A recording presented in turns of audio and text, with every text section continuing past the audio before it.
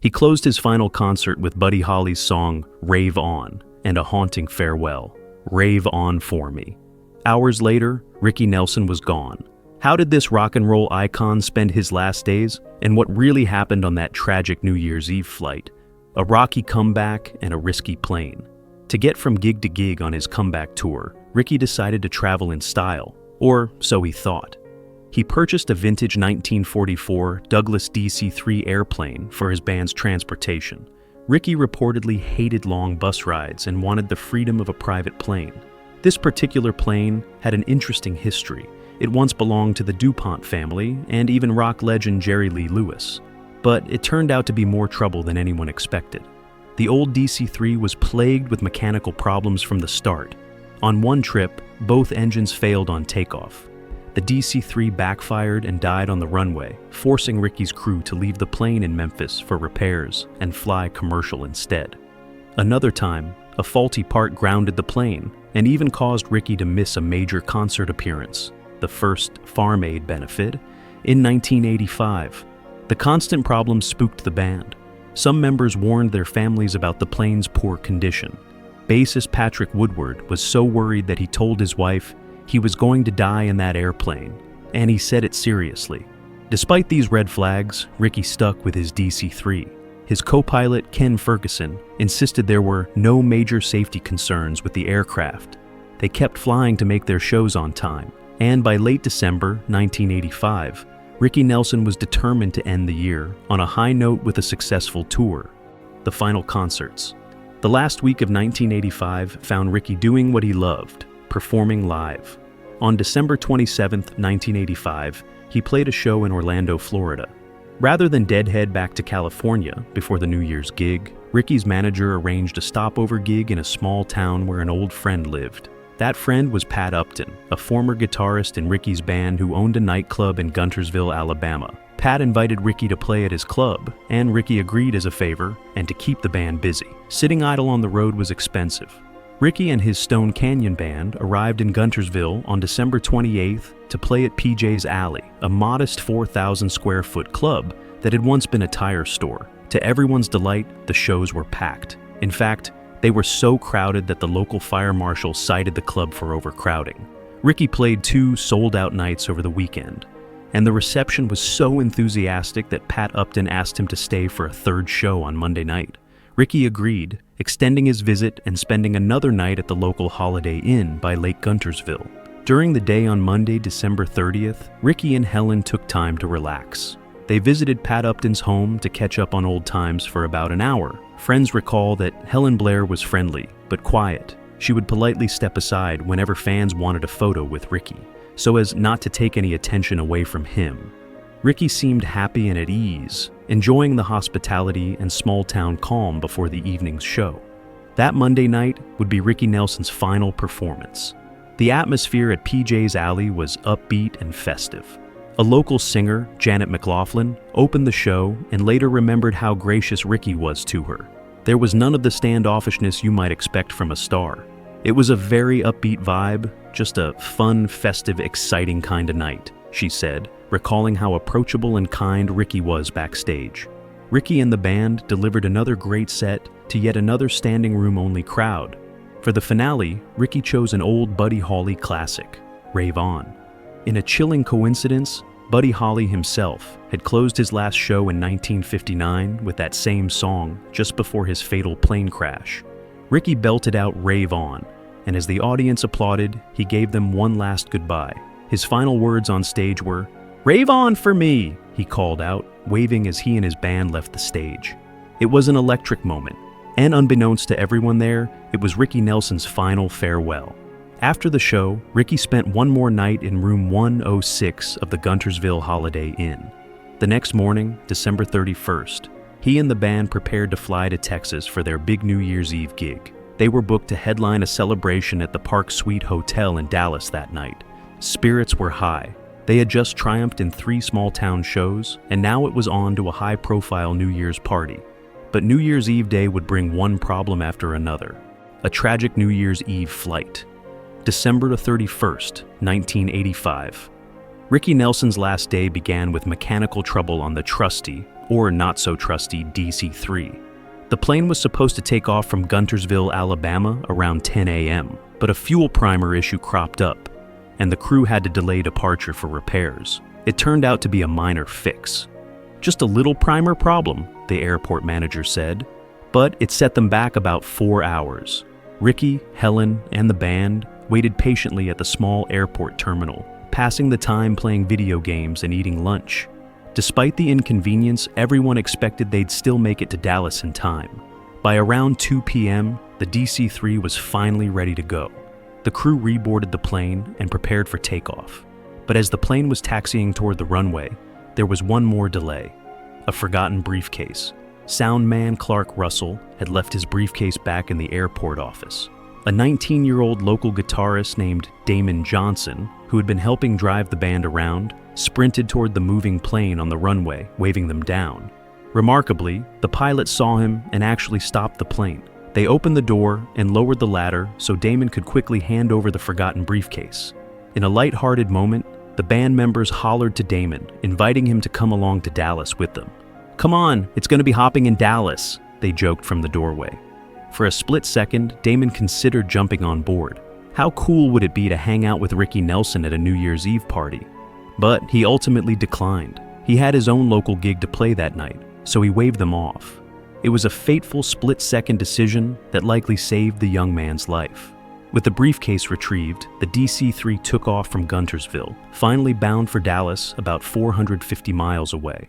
On board were 9 people: Ricky Nelson, Helen Blair, 5 members of the Stone Canyon Band, and the 2 pilots. The passengers settled in for what should have been a 3-hour afternoon flight. For a while, everything seemed normal.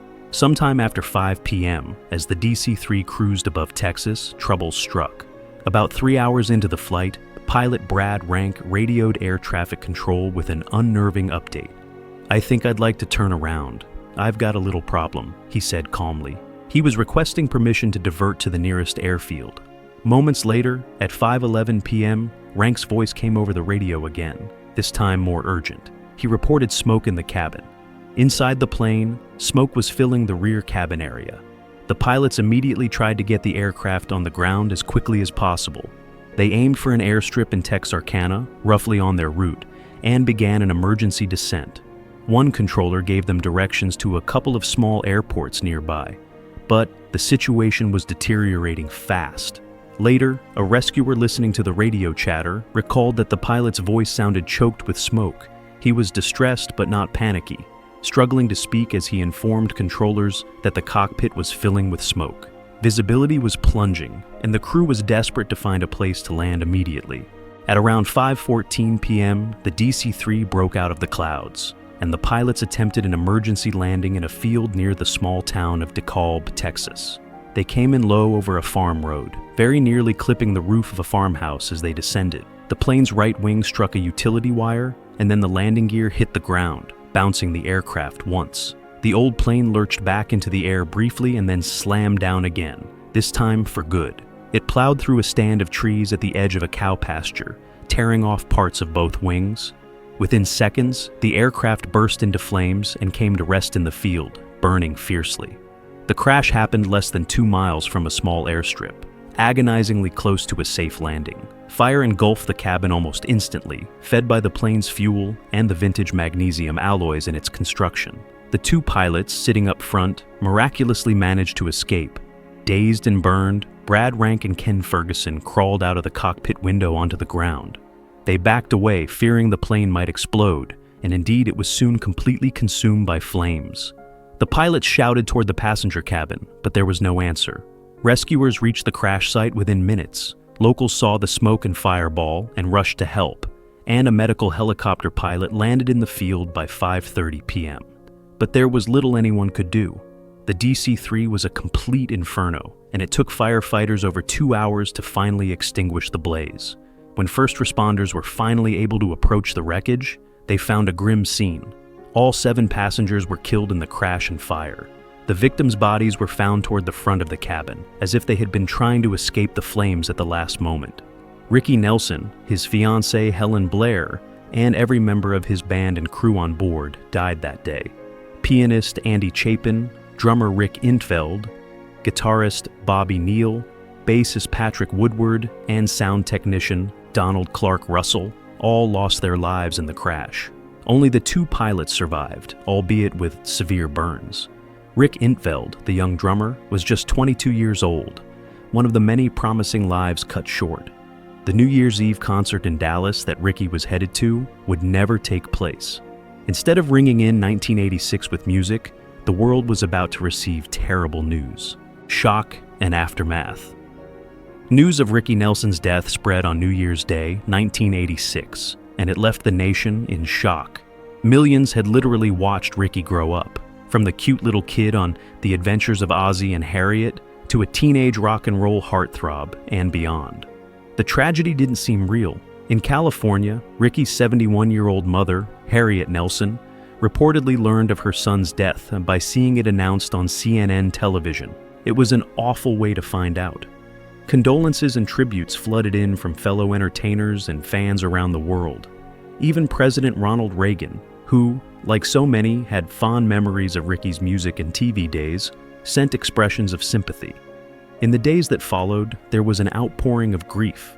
Ricky's twin sons, Gunnar and Matthew, themselves musicians, and his older children, Tracy and Sam, received support from family, friends, and fans. A funeral was arranged in Los Angeles. On January 6, 1986, some 250 mourners gathered at the Church of the Hills in the Forest Lawn Cemetery to pay their respects.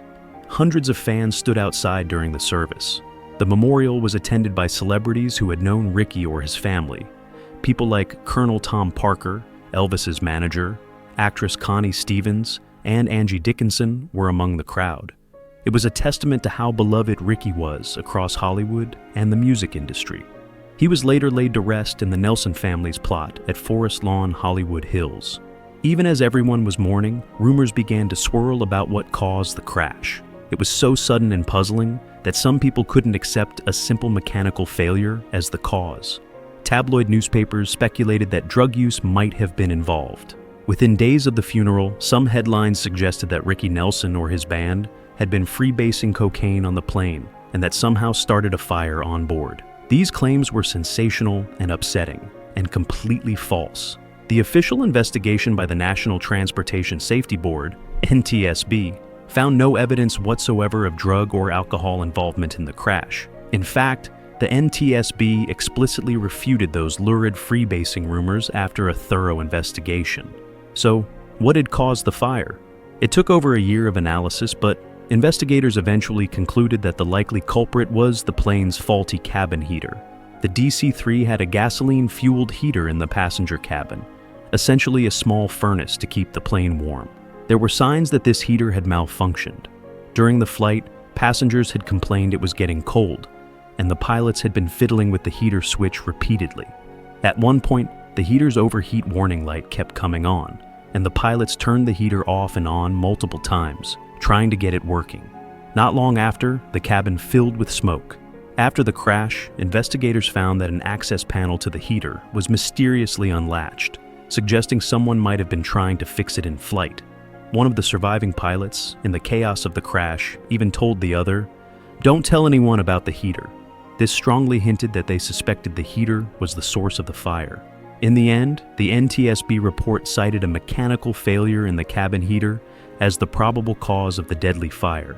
It was a tragic fluke, a small heater malfunction that led to catastrophic consequences. In the wake of Ricky Nelson's death, his family dealt with not only grief, but also some legal disputes. Ricky's ex-wife tried unsuccessfully to claim part of his estate, and there were lawsuits related to the crash. But amid all that, fans and fellow musicians made sure Ricky's legacy was honored. In 1987, just 2 years after the accident, Ricky Nelson was inducted into the Rock and Roll Hall of Fame, recognizing his huge contributions to early rock music. He was also inducted into the Rockabilly Hall of Fame and the Country Music Hall of Fame in later years.